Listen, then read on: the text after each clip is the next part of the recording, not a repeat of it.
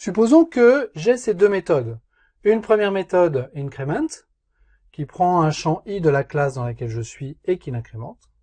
Et puis une deuxième méthode display qui se borne à afficher i sur la console. Et puis cette première méthode va être exécutée dans un thread T1, dans une boucle, mettons 100 fois. Et puis cette deuxième méthode va être exécutée dans un thread T2, également dans une boucle, et mettons 10 fois. Si les choses se passent bien, je m'attends à voir s'afficher sur la console. Peut-être la première valeur sera-t-elle 0, la dernière sera 100, et puis 8 valeurs entre les deux qui seront intermédiaires entre 0 et 100. Sauf que la façon dont j'ai écrit les choses, T1 s'exécute 100 fois, donc incrémente i 100 fois. T2 va s'exécuter 10 fois, donc va afficher i en concurrence d'accès 10 fois. Mais je n'ai aucun lien happens before entre la modification de i ici et l'affichage de i à cet endroit. Cette écriture n'est ni synchronisée ni volatile. On va voir dans un instant ce qu'est la volatilité. Cette lecture ici n'est ni synchronisée ni volatile. Donc T2 n'a aucune garantie de bien lire la valeur correcte de i.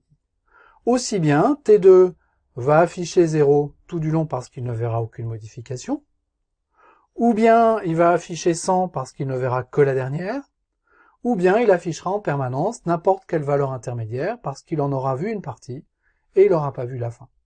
Je n'ai aucun moyen de savoir comment ce code va s'exécuter. Si je veux que ce code s'exécute correctement, il faut que je l'exécute de façon synchronisée.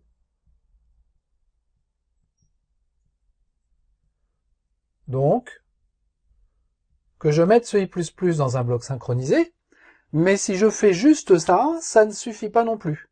L'écriture est synchronisée, mais pas la lecture. Or, un lien happens before n'existe qu'entre une écriture synchronisée et une lecture synchronisée. Donc si je reste comme ça, en fait, je ne résous pas mon problème. Ce qu'il faut que je fasse,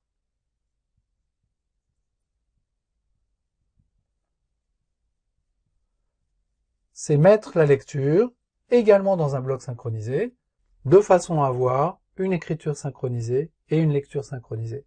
Dans ce code-là, j'ai la garantie que les modifications de i vont bien être répercutées lors de la lecture qui va suivre. Vous voyez que au niveau de cette architecture-là, ça veut dire que les traitements de T1 et de T2 qui peuvent se faire uniquement localement au cache L1 et donc très rapidement, vont devoir repasser par le cache L3 nécessairement pour pouvoir dialoguer entre elles. Cette lecture qui a lieu dans ce cache ici du cœur C3, pour pouvoir voir entre guillemets l'écriture qui a lieu dans le cache L1 du cœur C2, va devoir échanger des informations, il y a forcément un échange d'informations entre les deux, et cet échange d'informations passe nécessairement par le cache L3 qui se trouve ici, donc à une vitesse 15 fois plus lente que la vitesse d'accès au cache L1. Ça c'est dans le bon cas parce que dans la réalité les choses peuvent même être encore plus lentes que ça pour un certain nombre de raisons.